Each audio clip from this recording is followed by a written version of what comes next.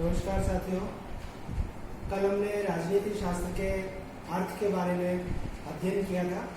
आज मैं अपनी दूसरी क्लास शुरू करने से पहले कल जो आपको मैंने राजनीति शास्त्र का अर्थ बताया था उसको एक बार फिर से बताना चाहूँगा।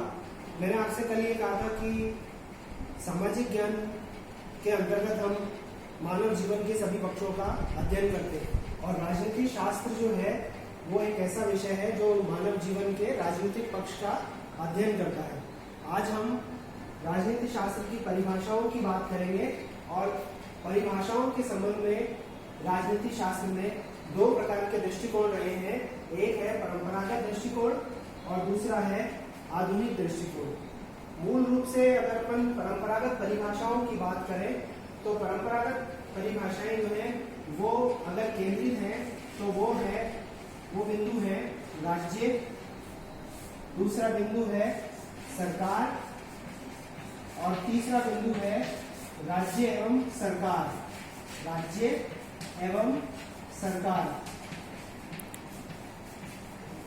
इन्हीं तीन बिंदुओं के आधार पर राजनीति शास्त्र की तमाम परिभाषाएं परंपरागत दृष्टिकोण के अनुसार केंद्रित हैं।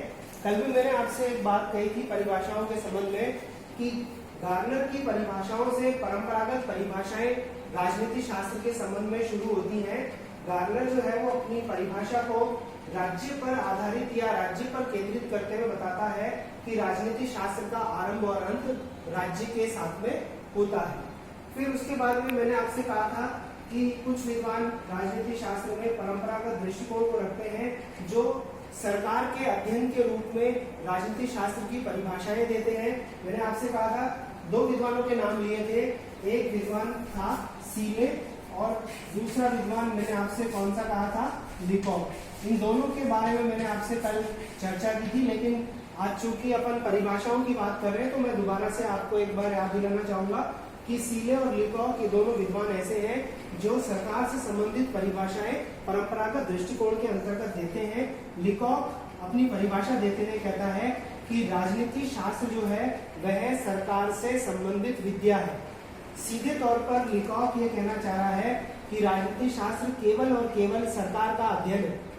आपको ये मालूम होना चाहिए कि ये जो परिभाषा लिकॉक ने दी है वो परिभाषा केवल एक मार्गीय परिभाषा है या एक पक्षीय परिभाषा है जिसमें राज्य का जिक्र नहीं किया गया है और न मानव का जिक्र किया गया है। तो अधूरी परिभाषा है, लेकिन फिर भी उन्होंने जो परिभाषा दी है उसकी अपन बात कर रहे हैं कि लिकॉक ने कहा कि यह सरकार से संबंधित विद्या है। जबकि सीले जो है वो परिभाषा देते हुए कहता है कि राजनीति शास्त्र में शासन के तत्वों का उसी प्रकार से पता लगाया जाता है जैसे रेखागणित में स्थान और दूरी का पता लगाया जाता है।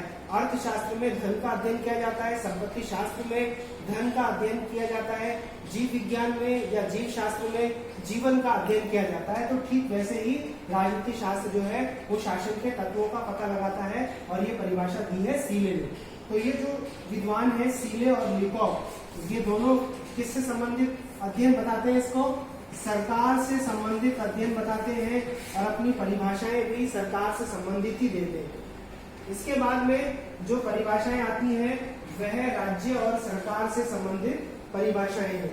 राज्य और सरकार से संबंधित जो परिभाषाएं दी गई हैं वो परिभाषाएं किसने दी, सबसे प्रमुख परिभाषा दी है गिलक्राइस्ट ने। एक विद्वान है गिलक्राइस्ट, इसने राज्य व सरकार से संबंधित परिभाषा दी है और जिन विद्वानों ने केवल राज्य और केवल सरकार के रूप में परिभाषाएं दी हैं उनकी कमियों को दूर करते हुए उसने राज्य और सरकार दोनों से जुड़ी हुई परिभाषा दी है और ये माना है कि दोनों का एक दूसरे के साथ में संबंध है। राज्य अगर साध्य है तो सरकार उसका साधन है। गिलक्राइस्ट ने परिभाषा देते हुए कहा कि राजनीति शास्त्र जो है वह राज्य में सरकार की समस्याओं का अध्ययन करता है। राजनीति शास्त्र राज्य में सरकार की सामान्य समस्याओं का अध्ययन करता है। तो इसका मतलब ये हो गया कि राज्य और सरकार की जो भी समस्याएं हैं जैसे अपन ये कहें कि समस्याओं के तौर पर एक समस्या वर्तमान में व्यवहार में देखने को मिलती है कि राज्य को वेलफेयर स्टेट कैसे बनाया जाए, सरकार कम से कम साधनों में किस तरह से अधिकतम लोगों का अधिकतम हित कर सके। तो गिलक्राइस्ट क्या कह रहा है कि राज्य व सरकार इन दोनों की सामान्य समस्याओं का अध्ययन करती है राजनीति शासन। इसके अलावा एक और विद्वान है जो राज्य व सरकार दोनों से संबंधित परिभाषाएं देता है और वो है पॉल जेनेट। एक और विद्वान है पॉल जेनेट। यह भी राज्य और सरकार दोनों तत्वों से जुड़ी हुई परिभाषा देते हुए कहता है कि राजनीति शास्त्र समाज विज्ञान का वह भाग है जिसमें राज्य के आधार और सरकार के सिद्धांतों का अध्ययन किया जाता है। सामाजिक विज्ञान का एक भाग बताया पॉल जेनेट ने, जैसे मैंने आपसे कल कहा था कि सामाजिक ज्ञान की एक शाखा है, तो पॉल जेनेट ने अपने जमाने में ये कहा कि राजनीति शास्त्र समाज विज्ञान का एक भाग है और इसमें राज्य के सिद्धांतों का और सरकार के सिद्धांतों का, राज्य के आधार का और सरकार के आधार का अध्ययन किया जाता है। वर्तमान में राज्य का आधार क्या है? हम अगर आपसे पूछे तो सामान्य सी बात है, आप कहेंगे कि राज्य के अस्तित्व का आधार है उसकी संप्रभुता, और सरकार का आधार क्या है? सरकार का आधार है उसके लोक कल्याणकारी कार्य। तो इन परिभाषाओं को हमने किससे जोड़ा? राज्य और सरकार के अध्ययन से। एक और विद्वान है, तो तीसरा विद्वान कौन सा है? डिमॉक। ये भी क्या करता है? राज्य व सरकार दोनों से संबंधित परिभाषाएं देते हुए कहता है कि राजनीति शास्त्र में राज्य और उसके साधन सरकार का अध्ययन किया जाता है।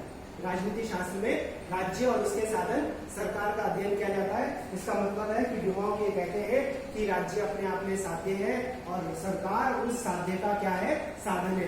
राज्य अगर कल्याणकारी स्वरूप को धारण करता है तो सरकार को उस कल्याणकारी स्वरूप को क्रियान्वित करने के लिए अपने समस्त कार्यों को करना पड़ेगा।